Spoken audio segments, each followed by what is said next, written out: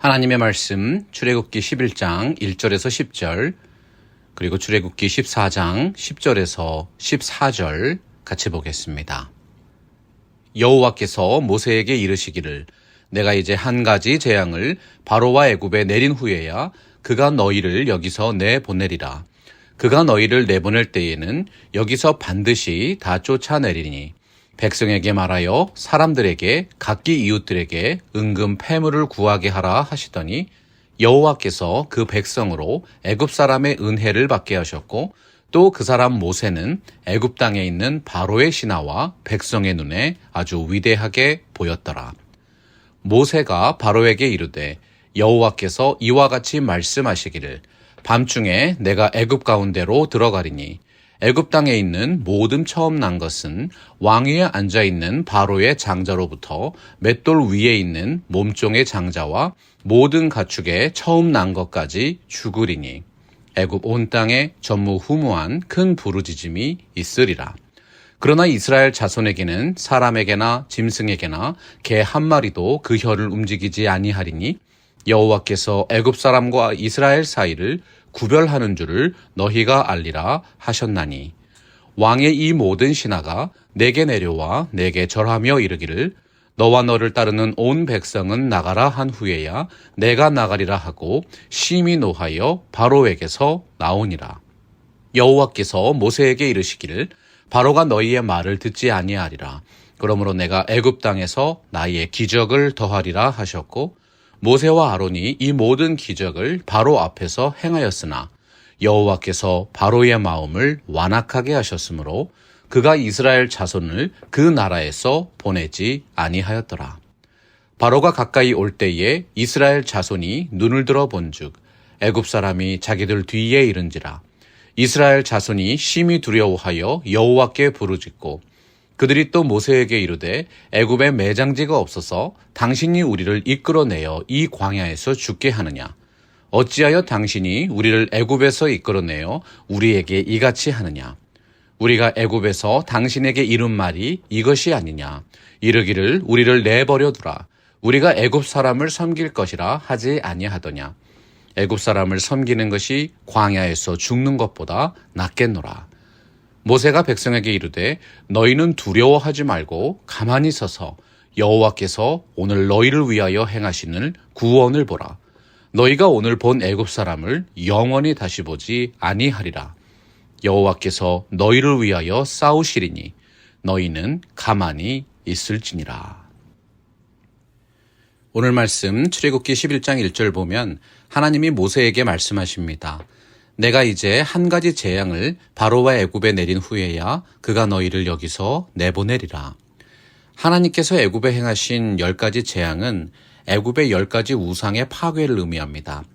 우상은 사람들의 마음 속에 있는 탐욕이 형상화된 것이죠. 애굽의 우상들은 각자가 맡은 역할이 있었고 애굽 사람들은 자신들의 삶의 필요에 따라 용도에 맞는 우상을 숭배했어요. 나일강이 피로 변하는 첫 번째 재앙을 시작으로 애굽 사람들이 생명처럼 여기던 우상들이 하나하나 파괴되었습니다. 특히 1절에서 한 가지 재앙이란 표현은 애굽에 가하는 최후의 일격이라는 뜻입니다. 하나님께서는 애굽을 단번에 패망시킬 수 있었습니다. 그런데도 10가지나 되는 재앙을 하나하나 내리시면서 마치 바로 왕과 대결하는 것 같은 모습을 보여주셨죠. 그 이유가 무엇이었습니까? 출애굽기 7장 5절 내가 내 손을 애굽 위에 펴서 이스라엘 자손을 그 땅에서 인도하여 낼 때에야 애굽 사람이 나를 여호와인 줄 알리라. 하나님이 모세와 아론을 통해서 재앙을 내리실 때마다 계속해서 강조하신 말씀이 있었지요. 내 백성을 보내라. 그들이 나를 섬길 것이니라. 하나님의 역사의 목적은 단순히 악을 징벌하고 선을 장려하는 윤리적인 판단으로만 끝나는 것이 아닙니다. 하나님이 천지 만물의 창조주이심을 깨닫게 하고 오직 한 분 하나님만이 참 신이라는 진리를 선포하기 위함입니다. 이스라엘 백성들은 하나님께 택함을 받은 선민이었습니다. 그러나 오랜 세월을 애굽의 노예로 살면서 하나님이 정녕 어떤 분이신가 제대로 알지를 못했던 것이지요. 우리말에 반면교사라는 격언이 있습니다. 다른 사람의 잘못과 실패를 거울 삼아서 자신을 위한 가르침으로 삼는다. 구약 성경에서 이방 민족을 심판하시는 하나님의 역사는 결국 하나님의 백성을 일깨우시기 위한 반면 교사의 성격이 강합니다. 광야에서 하나님께 불평하고 가나안에서 하나님을 배반했던 이스라엘 백성에게 어떻게 말씀하셨습니까? 너를 애굽 땅 종되었던 집에서 인도하여 내신 여호와를 잊지 말라. 내 백성을 향하신 하나님의 열심은 심판의 대상과 구원의 대상을 철저하게 구별하시는 출애굽의 역사를 통해서 나타났습니다.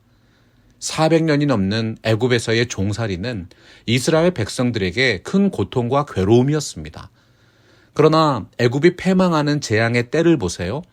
이스라엘 사람들은 머리털 하나도 상하지 않도록 보호해 주셨습니다. 심판이 실행될 때 하나님의 백성들에게 나타나는 특징이 있지요. 오늘 말씀 3절입니다. 여호와께서 그 백성으로 애굽 사람의 은혜를 받게 하셨고 또 그 사람 모세는 애굽 땅에 있는 바로의 신하와 백성의 눈에 아주 위대하게 보였더라. 하나님의 10번째 재앙이 실행되면 애굽 사람들은 이스라엘 사람들을 보내줄 수밖에 없습니다. 원래 애굽 사람들은 이스라엘 백성들을 굉장히 싫어했고 강한 반감을 가지고 있었죠. 자신들이 400년 이상을 부렸던 노예들이 떠났는데 좋아할 사람이 어디 있겠어요. 그런데 2절 보면 사람들에게 은금 패물을 구하게 하라고 말씀합니다.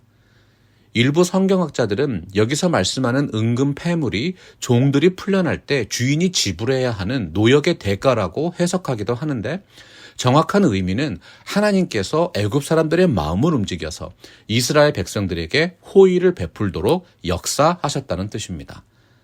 하나님의 말씀대로 이스라엘 백성들은 요구했고 애굽 사람들은 따뜻한 마음으로 제물을 내어주게 된 것이지요. 출애굽의 역사는 백성들에게만 큰 은혜가 된 것이 아닙니다. 하나님은 10가지 재앙을 통해서 모세를 더욱 강하게 연단하시고 위대한 종이 되게 하셨습니다.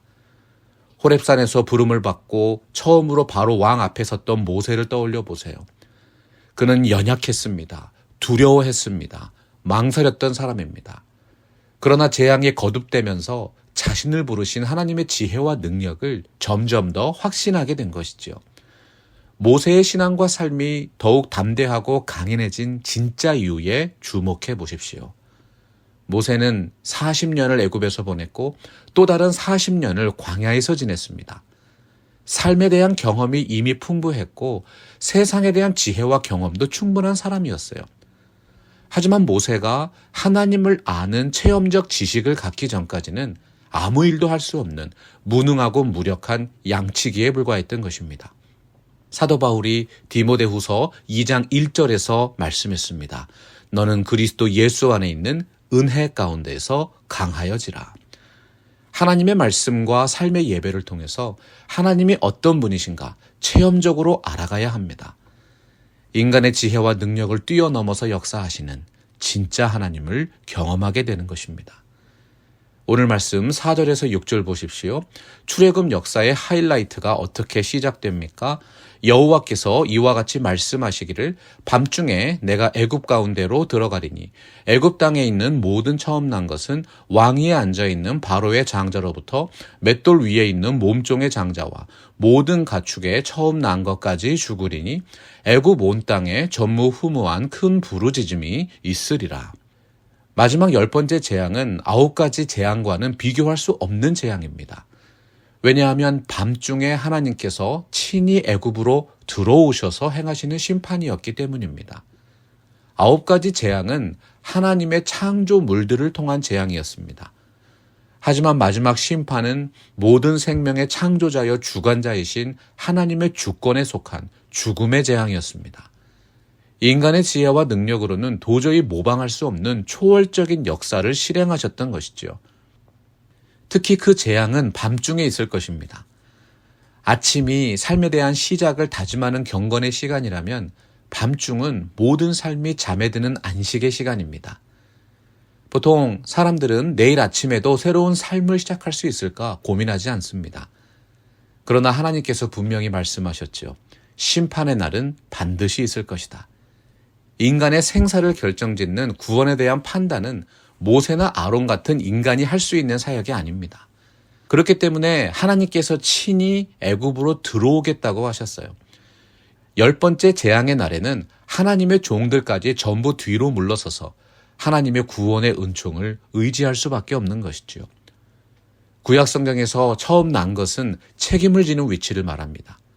고대 근동의 문화에서 장자는 공동체의 미래를 대표하는 상징이었고요. 가축에 처음 난 것은 신에게 바쳐지는 제물로 간주되었습니다.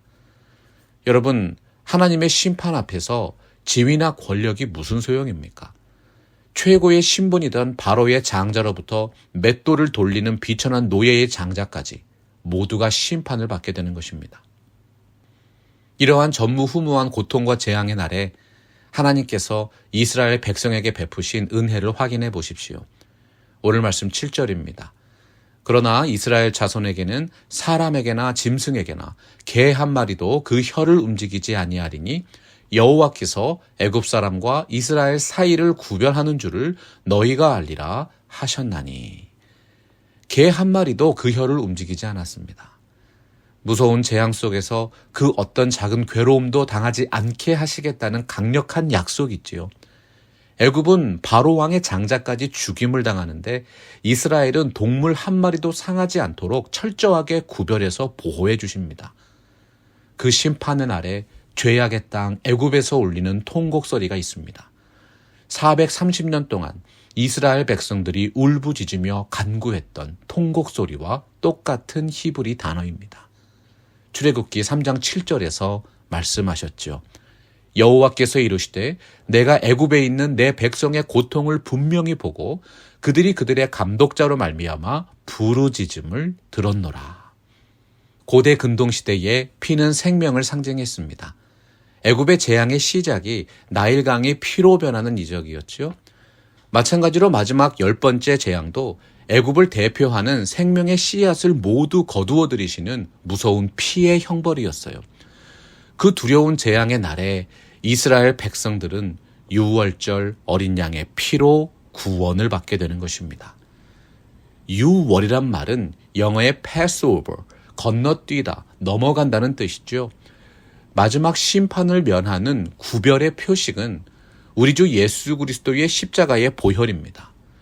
유월절 어린 양의 피는 흘리는 것으로 충분하지 않고 반드시 뿌려져야 합니다. 완전하고 흠없는 어린 양 예수 그리스도께서 십자가에서 피 흘리셨습니다. 그 예수의 피가 반드시 우리들의 심령에 뿌려져야만 그 죽음이 나의 죽음이 되고 십자가의 부활의 복음이 비로소 나에게 적용되는 것입니다. 이스라엘 사람들은 유월절 어린 양을 남김없이 먹고 남은 것은 다 불에 태웠습니다. 왜냐하면 유월절은 단지 눈으로 보여지기 위해서가 아니라 먹혀지기 위해서 죽임을 당했기 때문이에요. 신학자 요한 칼빈이 말했습니다. 성경에서 먹고 마신다는 것은 믿음을 의미한다. 믿음으로 그리스도의 몸을 먹고 믿음으로 그 피를 마시는 자들은 그들의 마음과 삶이 온전히 그리스도의 것이 되었는지 점검해야 한다. 사랑하고 존경하는 성도 여러분, 우리의 마음과 삶을 통해서 내가 그리스도의 것이 되었고 그리스도가 나의 것이 되었음을 고백하며 살아가시는 진정한 그리스도인이 되시기를 주님의 이름으로 축복합니다. 계속되는 9번의 재앙에도 불구하고 애굽의 왕 바로의 마음이 더욱 강팍해졌습니다. 8절에서 모세가 아주 강하게 말했죠. 왕의 이 모든 신하가 내게 내려와 내게 절하며 이르기를 너와 너를 따르는 온 백성은 나가라 한 후에야 내가 나가리라 하고 심히 노하여 바로에게서 나오니라. 애굽을 향한 모세의 요구는 참으로 담대했습니다. 애굽의 왕과 모든 신하들이 철저하게 패배했음을 인정하고 자기에게 꿇어 엎드려서 경배하라고 명령한 거예요. 일개 노예에 불과한 히브리 사람의 지도자 모세가 극심한 분노를 억제하지 못하고 나가버리는 장면에서 우리는 하나님의 그 무서운 심판이 애굽에 임할 수밖에 없음을 예감하게 되는 것입니다. 오늘 말씀 9절과 10절에서 강조하죠. 모세와 아론이 이 모든 기적을 바로 앞에서 행하였으나 여호와께서 바로의 마음을 완악하게 하셨으므로 그가 이스라엘 자손을 그 나라에서 보내지 아니하였더라. 하나님의 사람 모세가 바로의 완악함에 극심하게 분개한 이유가 무엇이었습니까? 애굽의 왕 바로는 성품이 완악한 사람이었습니다. 성경은 바로의 완악함이 하나님 앞에서 계속 말을 바꾸는 핑계와 속임수, 교활한 술수를 통해서 나타났다고 말씀합니다. 하나님의 뜻에 대한 세상의 반응은 협상과 술수입니다. 애굽의 왕 바로는 타고난 협상가였어요. 상대방을 속여서 넘어가게 하고 상황에 따라서 계속 말을 바꾸고 피곤하게 하는 거짓과 술수의 대표자였던 것이지요. 하나님의 재앙 때문에 위기에 처할 때마다 바로 왕이 모세와 아론에게 제시한 방안이 있었습니다. 그 재앙만 거두어주면 하나님의 백성을 보내준다는 약속이었어요. 그런데 10번째 재앙이 선포되는 심각한 상황에 이르렀는데도 끝까지 약속 지키지도 않고 새로운 핑계를 만들어서 하나님을 능욕하려고 했던 것이지요. 애굽의 왕 바로가 그렇게까지 이스라엘을 붙들어 두고자 한 이유가 무엇이었을까요? 이스라엘 백성을 끝까지 자신의 소유로 두고 착취하려는 욕심과 교만입니다. 자기의 유익을 위해서 하나님의 뜻을 어기는 것을 합리화하고 결국은 자기 뜻대로 살고자 했던 것이지요. 기독교 철학자 C.S. 루이스는 사탄의 언어의 특징은 오늘이 아니라 언제나 내일이라고 했습니다. 하나님은 바로 지금 우리와 함께 동행하십니다. 풍성한 삶을 주고 계십니다. 그러나 교활한 영인 사탄은 계속해서 핑계를 대죠. 다음으로 미루지요. 결국 그날이 오면 또 다른 내일에 대해서 얘기하는 것입니다. 여러분, 그 속임수에 넘어간 영혼이 어떻게 돼요? 지금 우리와 함께하고 계신 하나님을 경험하지 못합니다. 믿음의 길에서 벗어나게 되는 것이지요. 하나님께서 일으키시는 역사는 결코 은밀하지 않습니다. 이사야서 45장 19절에서 선포하지 않으셨습니까? 나는 감추어진 것과 캄캄한 땅에서 말하지 아니하였으며 너희가 나를 혼돈 중에서 찾으라고 이르지 아니하였노라. 나 여호와는 의를 말하고 정직한 것을 알리느니라. 하나님은 그분을 믿고 의지하는 자에게 자신의 뜻을 알려주시고 하나님을 찾고 구하는 자에게 그 말씀대로 역사하시는 정직한 분이십니다. 이스라엘 백성에게 말씀하신 그 놀라운 심판의 약속이 어떻게 성취됩니까? 출애굽기 14장에 기록된 홍해의 이적입니다. 홍해의 이적은 이스라엘 백성들에게 가장 중요한 역사적인 사건입니다. 타 민족에 의해서 고난을 당할 때마다 하나님은 홍해의 이적을 통해서 그들의 조상을 구원하신 하나님의 구원을 확신하라고 말씀하셨어요. 이스라엘 백성이 홍해를 건넜듯이 영적인 이스라엘 공동체인 교회의 성도들도 홍해를 건넌 분들입니다. 죄악의 도성인 애굽을 탈출해서 넘치는 홍해의 물결 속에 자신을 죽이고 하나님의 백성으로 새롭게 태어나는 새로운 출애굽의 역사가 예수 그리스도를 통해서 오늘도 일어나고 있는 것이지요. 영적인 홍해의 기적을 체험한 사람들은 고난과 역경 속에서도 좌절하지 않고 믿음으로 살아갈 수 있습니다. 왜 그렇습니까? 죄로 인해 죽을 수밖에 없는 자신을 구원해 주신 살아계신 하나님의 은혜와 사랑을 확신하고 있기 때문입니다. 이스라엘 백성들이 홍해를 건너기 위해 바닷가에 천막을 치고 쉬고 있었습니다. 그때 애굽의 바로의 군대가 이스라엘 백성이 머물고 있는 바닷가까지 이르게 되었어요. 출애굽기 14장 10절 보십시오. 바로가 가까이 올 때에 이스라엘 자손이 눈을 들어 본즉 애굽 사람들이 자기들 뒤에 이른지라. 이스라엘 자손이 심히 두려워하여 여호와께 부르짖고 인생을 살아가면서 때때로 매우 어려운 곤경에 처하게 됩니다. 그러나 그 역경도 하나님의 섭리임을 아는 사람은 하나님께서 반드시 자신을 구해준다고 확신하기 때문에 아무리 어려운 공경에서도 벗어날 수 있는 것이지요. 하지만 믿음이 없는 사람은 공경에 처할 때마다 불평과 불만을 일삼고 하나님 원망하고 사람 미워하면서 시리에 빠집니다. 스스로 고통스러운 지옥에 갇혀 허망한 세월 보냈다가 파멸의 길로 들어서게 되는 것입니다. 여러분, 사람이 어떻게 완전하겠어요? 세상이 어찌 완벽하게 온전하게 작동하겠습니까? 그러나 동일한 사건이라 하더라도 그것을 받아들이는 사람의 마음가짐에 따라서 너무나도 다른 결과가 초래됩니다. 믿음의 사람들은 고난과 역경의 때에 하나님의 깊으신 뜻을 신뢰합니다. 자신의 삶을 더욱 진실하고 신실하게 만들어갑니다. 그러나 심보가 비틀어져 있는 사람, 자기의 경험과 자기의 생각을 믿고 사는 사람들은 시작하기도 전에 먼저 포기합니다. 세상과 사람 탓하면서 자기 자신을 합리화하는 것이지요. 11절 보십시오. 그들이 또 모세에게 이르되 애굽에 매장지가 없어서 당신이 우리를 이끌어내어 이 광야에서 죽게 하느냐? 어찌하여 당신이 우리를 애굽에서 이끌어내어 우리에게 이같이 하느냐? 바로의 군대가 가까워오자 백성들은 두려움에 휩싸였습니다.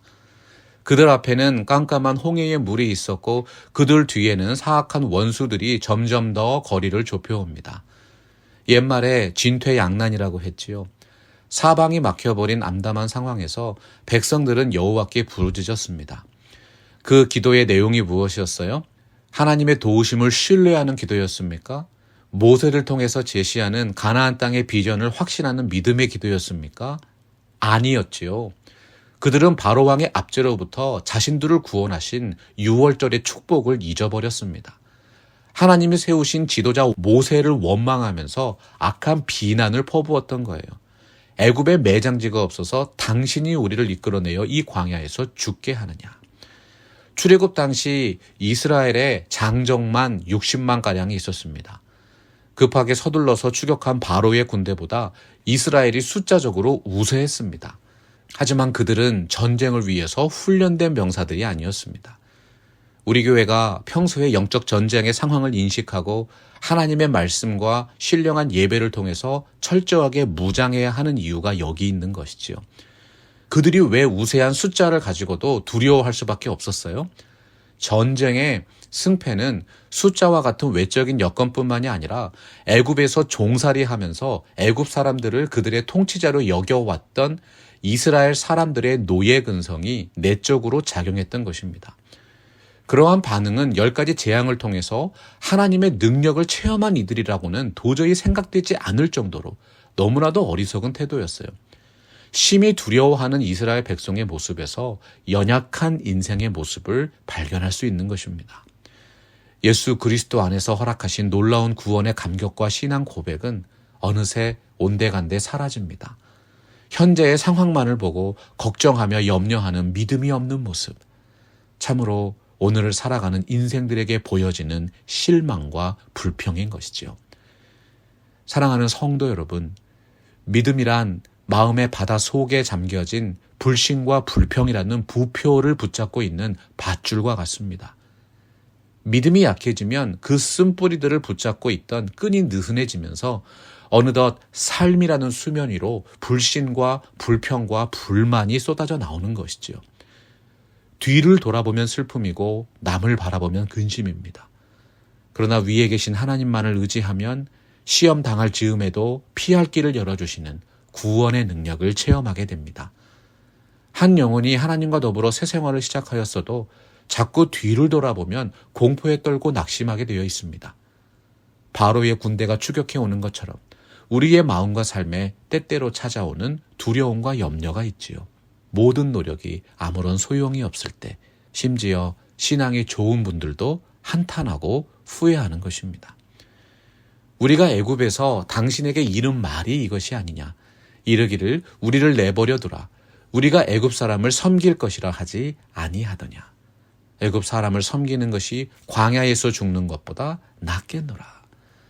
놀랍게도 무지한 인생들에게 하나님의 은혜의 빛이 비추어지면 자신의 영혼 속 깊이 숨겨있던 죄의 흔적과 악한 행실이 벌거벗은 것 같이 드러나게 됩니다. 수풀 속에 숨어있던 아담의 본질을 깨닫게 하고 그를 하나님 앞으로 나오게 만든 힘이 하나님의 말씀이었지요. 인생들은 자신의 연약함과 죄악됨을 보여주고 싶어 하지 않습니다. 그런데 말씀을 통해서 자신의 죄인됨이 밝혀지고 삶의 상황을 통해서 역경과 고난의 때를 만나면 어떻게 반응합니까? 우리가 애굽에서 처음부터 말하지 않았습니까? 우리는 당신이 아니라 애굽 사람을 섬기고 세상 나라의 원리와 세상이 주는 행복을 취하겠다고 말하지 않았습니까? 왜 우리를 출애굽시켜서 이 죽음의 광야로 데리고 나온 것입니까? 출애굽기 4장 16절 보면 하나님이 모세에게 약속하셨어요. 그가 너를 대신하여 백성에게 말할 것이니 그는 내 입을 대신할 것이요 너는 그에게 하나님같이 되리라. 출애굽과 광야의 지도자 모세는 그의 형 아론과 백성들에게 하나님과 같이 여겨질 정도의 영적인 권위와 능력을 부여받은 사람이었습니다. 하지만 자신들의 불신앙이 밝히 드러나는 상황이 임하니까 그 마음속의 불신이 불평이 되어서 쏟아져 나온 것입니다. 주님께서 하나님의 말씀과 교회 생활을 통해서 여러분을 인도하시는 방식이 홍해 사건 같을 때가 있습니다. 그럴 때 사람 보면서 실망하시겠어요? 과거를 보면서 낙심하시겠습니까? 영적인 시험이 위험한 이유는 약속의 땅으로 나아가는 믿음의 여정에서 벗어나서 결국 애굽으로 돌아가게 만든다는 것입니다. 그런 시험과 유혹 속에서 우리가 무엇을 확신해야 합니까? 밤이 어두울 때 우리는 더 밝은 별을 보게 된다. 오늘 말씀 13절에서 모세가 선포하는 메시지를 들어보십시오. 모세가 백성에게 이르되 너희는 두려워하지 말고 가만히 서서 여호와께서 오늘 너희를 위하여 행하시는 구원을 보라. 너희가 오늘 본 애굽 사람을 영원히 다시 보지 아니하리라. 모세는 백성들에게 두려워 말고 가만히 서서 여호와께서 너희를 위하여 행하시는 구원을 보라고 했습니다. 모세는 그들의 불신앙을 틈타 들어온 두려움이 그들의 과거의 기억을 왜곡시켰다는 사실을 알게 되었어요. 하지만 이스라엘 백성들이 다시 하나님의 능력을 굳게 믿기만 하면 하나님이 그들을 위해 싸우시고 그들을 구원하실 것이라는 진리를 확인시키려고 한 것이지요. 여러분의 마음과 삶에 두려움이 임했습니까? 불신과 불안과 불만이 피어오를 때 오늘 말씀 14절에서 하나님의 사람 모세가 선포한 말씀을 기억하십시오. 여호와께서 너희를 위하여 싸우시리니 너희는 가만히 있을지니라. 의심과 불안은 성도를 위하여 구원의 손길을 펴고 계시는 하나님의 역사를 볼 수 없게 만듭니다.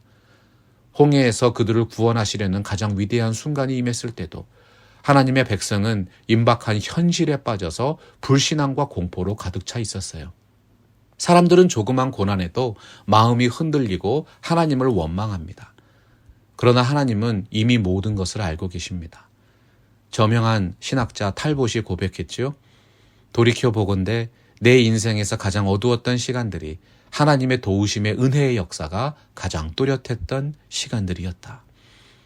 믿음의 사람들은 자신의 인생의 상당 부분을 날마다 새롭게 살아갑니다.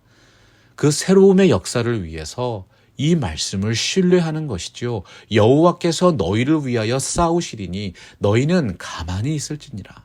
모든 것을 하나님께 맡기면서 하나님의 지혜와 능력을 철저하게 의지하면서 진실하고 신실하게 살아가는 것입니다. 거룩하신 하나님이 사랑하는 여러분을 그리스도 안에서 거룩한 무리로 구별하셨습니다. 하나님의 온전한 승리를 확신하는 삶. 이것이 바로 우리 팜스프링스 개혁 장로교회가 믿음으로 전진할 수 있는 영원한 승리의 근거인 것입니다. 말씀 앞에서 경외함으로 주께 홀로 섭니다. 생명의 말씀 읽고 순종해 주를 예배합니다.